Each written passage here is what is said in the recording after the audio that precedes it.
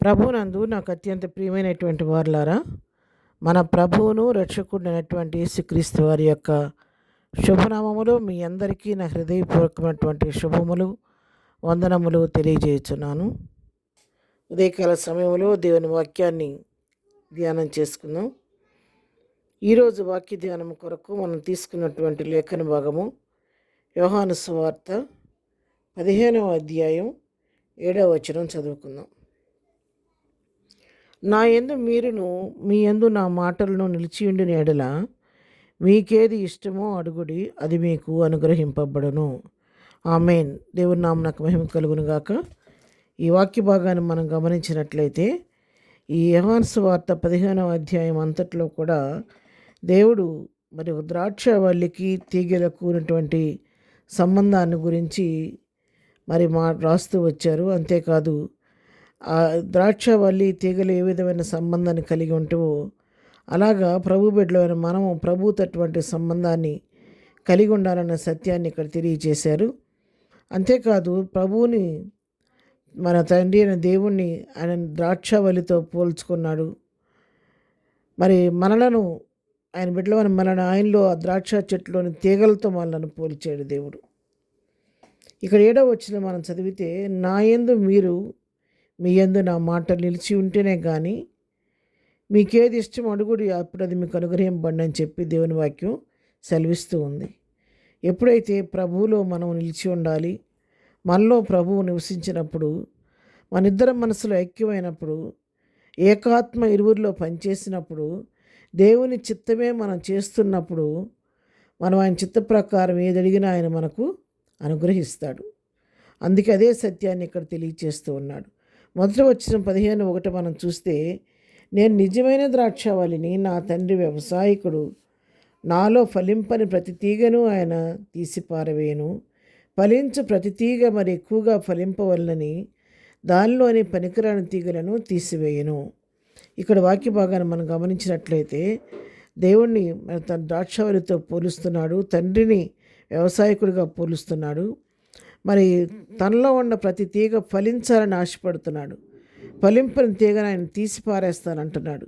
ఫలించే తీగ మరి ఎక్కువగా ఫలించడం కోసం దానిలో ఉన్నటువంటి పనికిరాని తీగలు అనవసరంగా ఆ చెట్టు యొక్క బలాన్ని లాగివేయకుండా ఉండులాగున ఆ యొక్క పనికిరాని తీగలను నేను తీసివేస్తానని చెప్పి చెప్తున్నాను. అవును ప్రియారా, మనం కూడా మొక్కలను పెంచే వరకు ఆ విషయం అర్థమవుద్ది బాగుగా. మరి మార్చి నెల ప్రాంతాల్లో మనం ఏం చేస్తామంటే, మరి ఉదాహరణకు మల్లి చెట్టుని తీసుకుందాం. ఆ మల్లి చెట్టుకున్నటువంటి ఆకులన్నీ తుంచేస్తాం మనం. ఎందుకు తుంచుతామంటే, ఆ విధంగా ఆకులన్నీ తీసేస్తే ఆ యొక్క ఒట్టిగా ఉన్నటువంటి ఆ యొక్క కొమ్మలకు క్రొత్తగా ఇగురు పట్టుకొస్తుంది. చిగురు పట్టి ఆ చిగురులో నుంచి మంచి మల్లి మొగ్గలు పుట్టుకొచ్చి చెట్టు ఎక్కువగా విస్తారంగా పూలు పుట్టడానికి అవకాశం ఉంటుంది. కాబట్టి దానిలో పండిపోయిన ముదిరిపోయిన ఆకులను తీసివేయటం జరుగుద్ది. అదేవిధంగా క్రీస్తులో జీవిస్తున్న మనము క్రీస్తు కొరకు బలముగా మనం ఫలించాలంటే మనలో కొన్ని పనికిరాని వాటిని కూడా కొన్నిసార్లు దేవుడు తీసేస్తూ ఉంటాడు. 5వ వచనం చదువుదాం. ద్రాక్షవల్లిని నేను, తీగలు మీరు. ఎవడు నా యందు నిలిచిండునో, నేను ఎవరి యందు నిలిచి ఉందనో వాడు బహుగా ఫలించును.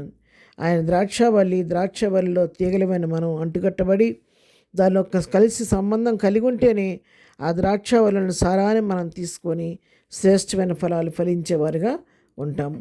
ఆ విధంగా కాకుండా ఆ ద్రాక్షవల్లి నుంచి వేరైపోతే ఆ సారం మనలోకి రాదు. కాబట్టి మనం ఎండిపోయిన వారిగా కొంతకాలం తర్వాత పూర్తిగా మూడువారిపోయి ఎండిపోయి రాలిపోయే వారిగా మనం ఉంటామన్న సత్యాన్ని ఇక్కడ తెలియజేస్తున్నాం. కాబట్టి మన ద్రాక్షవల్లి అయిన మన ప్రభువుతో మన జీవితాలు అంటకట్టుబడి ఉంటే, ప్రభువులోని సారం మనలో ప్రవహిస్తూ ఉంటే శ్రేష్టమైన ఫలాలు ఫలించేవారిగా మనం ఉంటామనే సత్యాన్ని తెలుసుకున్నాము. ఆయన మాటలు మనలో ఉంటే, మనం ఆయన నిలిచి ఉంటే బహుగా ఫలిస్తామని కూడా తెలుసుకున్నాం. కాబట్టి ఆ విధంగా దేవుని వాక్యంతో మన హృదయాన్ని నింపుకుందాం. ప్రభువులో నిలిచి ప్రభు కొరకు శ్రేష్టమైన ఫలాలు ఫలించేవారిగా సిద్ధపడదాం. ప్రార్థన. ప్రేమగన్న తండ్రి, పరిశుద్ధురాని పాదములకు వందనాలనైనా, మేము కూడా మా జీవితాల్లోనైనా ద్రాక్షవల్లి నీతో అంటుకట్టబడిన జీవితాలు మాకు దయచే, నీలో నిలిచి ఉండే కృప మాలో మీరు నివసించండి. ఇరువురు ఐక్యమై నీ కొరకు శ్రేష్టమైన ఫలాలు ఫలించే కృప నాకు మాకందరికీ దయచేయండి. ఈ దినం అంతట్లో మీరు తోడుగుండండి. మీ వెళుతున్న రాకపోకల్లో పనిపాట్లోని కృప తోడుగుంచండి. దినం బర్త్డే మ్యారేజ్ చేసుకున్న బిడ్డలను దీవించండి, ఆశీర్వదించండి. ఉద్యోగాల కోసం ఎదురు చూస్తున్న బిడ్డలకు ఉద్యోగాలు దయచేయండి.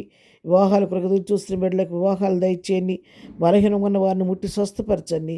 ప్రతి వారి కన్నీటిని తుడిచి వారి అవసరం అక్కర మీ నామలో తీర్చమని యేసు నామములో ప్రార్థించి అడిగి పొందుకొని ఉన్నాము తండ్రి. ఆమెన్. ప్రభు కృప సదాకాలం మనందరికీ తోడయుండి నడిపించును గాక. ఆమెన్.